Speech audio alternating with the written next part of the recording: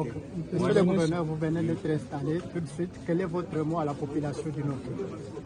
Je tiens d'abord à remercier les autorités de notre organisation parce qu'elle m'a donné la confiance. Et votre cheval de bataille, c'est quoi? Moi, c'est travail pour l'intérêt de notre province. Parce que notre province est déchirée. Je m'engage de travailler pour l'intérêt de notre province. Je vous remercie. Merci beaucoup. Moi, Manzi Willy Ngarambe, vice-gouverneur en charge des questions politiques, administratives et juridiques de la province du Nord Kivu. Je jure fidélité et loyauté à la République démocratique du Congo.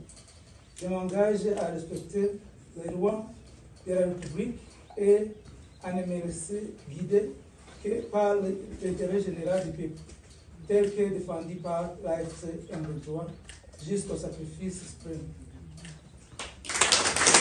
ahani twigwana we M23 igihugu twagifashe ntimugira ubwoba nta kibazo cyacu akagara kari hehese zanye ngo akagara muri Canada ngo gafite imizi muri Canada ndaje nyishinguwe Willy uyitwa Willy Manzi ni uyoboye M23 kwisi diaspora no kuvuga ngo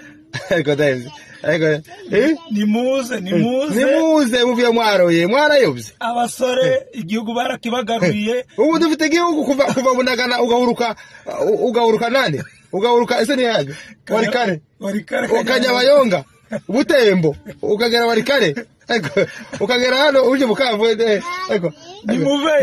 nimuve igihugu ahari Kinshasa n'umuntu uri kujyayo ntagira isambo ni Kinshasa nabo nibagira n'ibyo kurya nimuve mu mandazi ko bateka amandazi abantu abagabo muntu mutanga amafaranga yo gutabara ubundi ninde wabaroza nimuze